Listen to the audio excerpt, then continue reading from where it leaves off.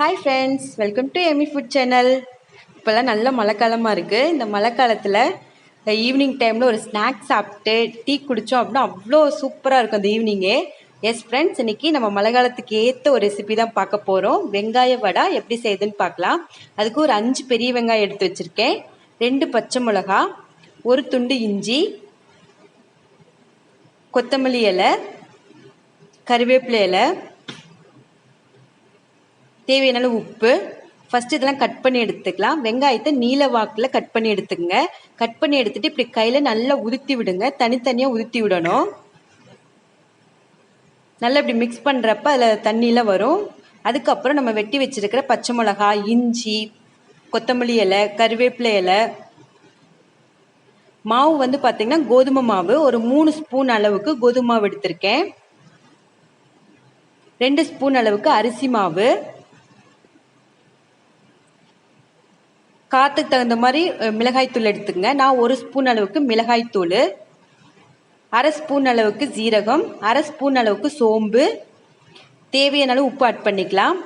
எல்லாத்தையும் ஆட் பண்ணிவிட்டு நல்லா மிக்ஸ் பண்ணி விடுங்க. கோதுமை மாவு அளவு வந்து நம்ம மிக்ஸ் பண்ணி பார்த்தா தான் தெரியும். பத்தலை அப்படின்னா கொஞ்சம் ஆட் பண்ணோம்.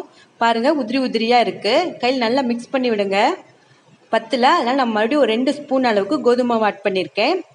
எல்லாத்தையும் நல்லா கையில் எந்த அளவுக்கு உங்களால் மிக்ஸ் பண்ண முடியும் அந்த அளவுக்கு நல்லா மிக்ஸ் பண்ணி விடுங்க. வெங்காயத்தில் தண்ணி விட்டுட்டு வரும், அதில் சேர்த்து நல்லா மிக்ஸ் பண்ணி பாருங்கள். இப்போ லைட்டாக மட்டும் நம்ம தண்ணி தெளிச்சுக்கலாம். தண்ணி தெளிச்சுட்டு நல்லா மிக்ஸ் பண்ணி பார்த்து உருண்டை பிடிச்சி பாருங்கள். அப்படி உருண்டை பிடிச்சி பார்க்குறப்ப நல்லா சேர்ந்து வந்துச்சு அப்படின்னா அதான் கரெக்டான பதம். நம்ம வெங்காய போண்டாவுக்கு மாவு அதிகமாக போடுவோம், வடைக்கு வந்து கொஞ்சமாக போட்டிங்கன்னா போதும்.